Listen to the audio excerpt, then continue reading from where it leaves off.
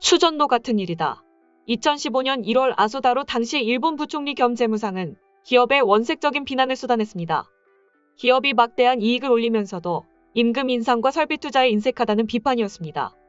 경제단체 초청 신년회에서의 발언이어서 파문이 더 커졌습니다.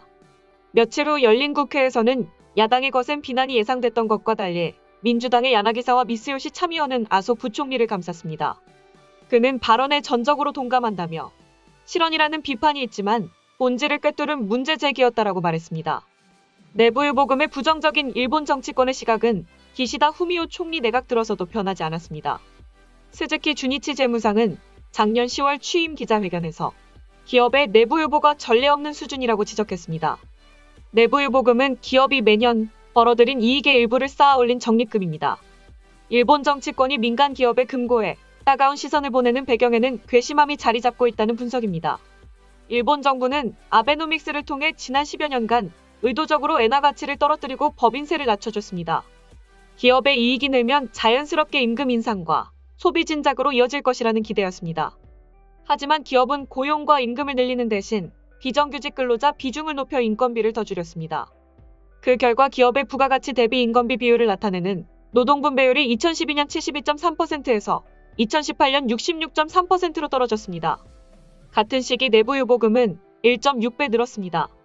2020년 일본 기업의 내부유보금은 약 4,666조 원으로 9년 연속 사상 최대치를 기록했습니다. 정치권이 돈을 벌게 해줬더니 자기 주머니만 채운다고 비난하는 이유입니다.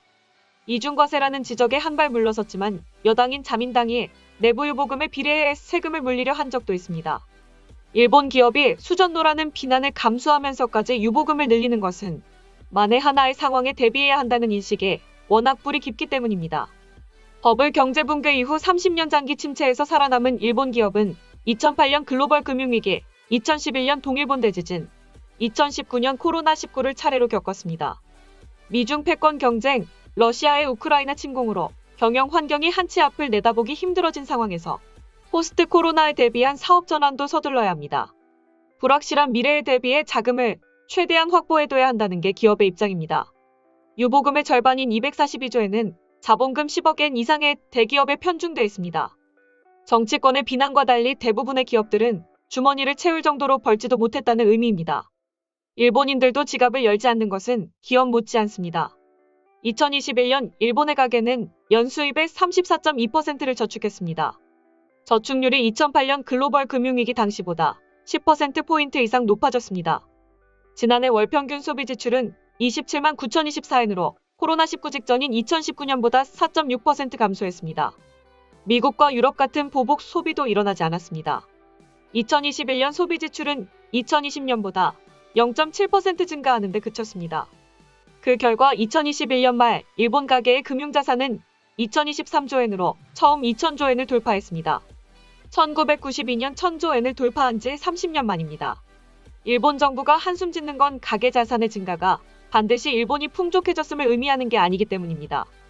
가계 금융자산의 54%인 1,092조엔은 예금과 현금에 묶여 있습니다.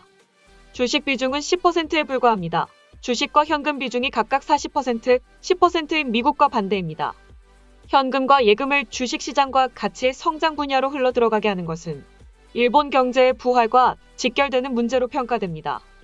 잃어버린 30년을 겪는 동안 일본의 잠재 성장률은 1990년대 후반 이후 미국과 유럽연합을 밑돌고 있기 때문입니다. 일본 정부가 수십 년째 개인 금융자산을 저축해서 투자로 돌리기 위해 애써온 이유입니다. 지난 1일에도 일본 정부는 개인의 주식 투자 비과세 제도를 확대해 가계 금융자산을 저축해서 투자로 전환시키겠다고 밝혔습니다. 기시다 후미오 일본 총리의 간판 경제정책은 새로운 민주주의를 실현하기 위한 구체안입니다. 하지만 버블 붕괴와 글로벌 금융위기 당시에 주식 증서가 휴지 조각이 되는 것을 경험한 일본 중장년층은 여전히 투자에 대한 트라우마를 안고 있습니다. 1980년대부터 매월 1만 엔씩 니케이 225 지수에 투자했다면 40년간 수익률이 2%에 불과하다는 증권사 분석 결과도 있습니다.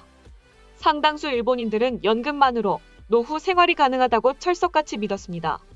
2019년 6월 일본 금융청이 65세 이상 부부의 노후 자금이 최대 2천만 엔가량 부족할 것이라는 내용의 보고서를 발표하면서 이 같은 믿음도 산산조각 났습니다.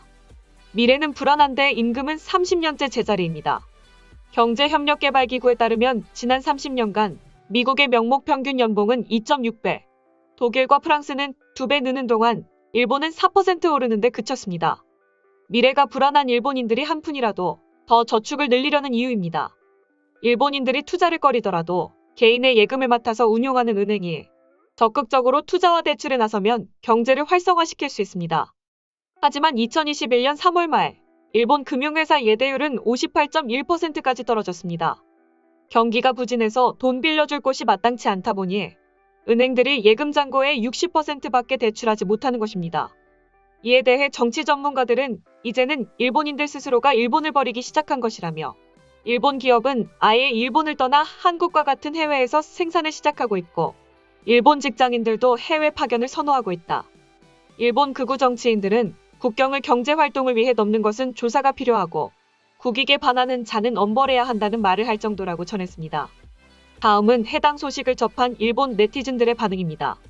일본 전체의 경제를 끌어올리려면 농업의 법인화를 촉진해서 수출하면 좋겠다고 생각하지만 뜻대로 되지 않습니다. 동네에서 젊은이들이 나가는 이유는 일자리가 없어 돈을 벌지 못한다는 것이 첫 번째 이유이겠지만 여전히 자영업자가 많고 가족끼리만 유지한다는 흐름이 대세인 겁니다.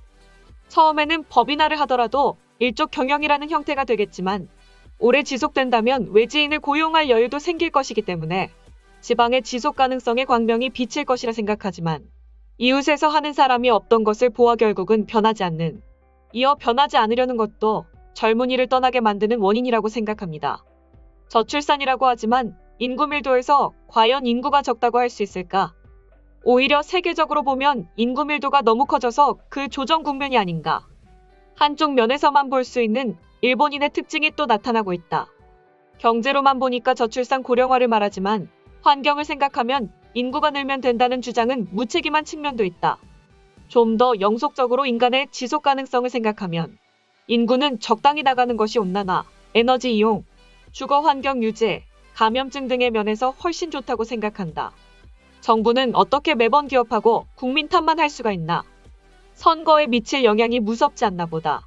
생산 연령을 65세 이상으로 한 결과 사회 초년생 청년 일자리가 없어져서는 안 되고 청년 임금이 오르지 않는 것도 좋지 않다. 우선 도로는 미래가 긴 청년 사정이 우선되는 것이 바람직하며 젊은이들이 가정을 유지할 수 있는 만큼의 수입을 얻을 수 있고 자녀를 키울 수 있는 사회가 바람직하다고 생각한다. 좀 더 현실적인 해결은 없을까요? 예를 들어 생산 연령 인구는 왜 65세 미만이 아니면 안 되는 것일까요? 70세 미만으로 올리면 안 되나요?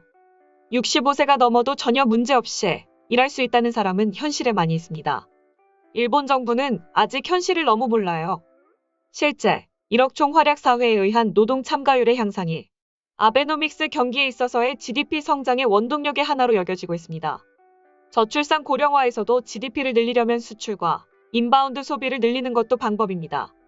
사람으로는 부족하기 때문에 기계화, 자동화의 새로운 촉진도 필요할 것입니다. 고령자에게 돈을 사용하게 하기 위해서도 현역 세대의 세금 부담 개선, 저출산 대책의 자금원을 위해서도 연금은 자기 적립 방식, 고령자의 의료 개호비의 자기 부담을 일률 50% 부담, 생활보호의 의료비 무료 폐지는 지금 당장 실행해야 합니다. 이런 사회에서 성장할 리가 없기 때문에 이대로라면 잃어버린 50년이 되는 것은 확정입니다. 정치가에게는 일본의 미래, 아이의 미래를 위해서 아픔이 수반되는 개혁을 실시해 주었으면 합니다. 소식 마치겠습니다. 오림박스는 내일도 최선을 다하겠습니다. 감사합니다.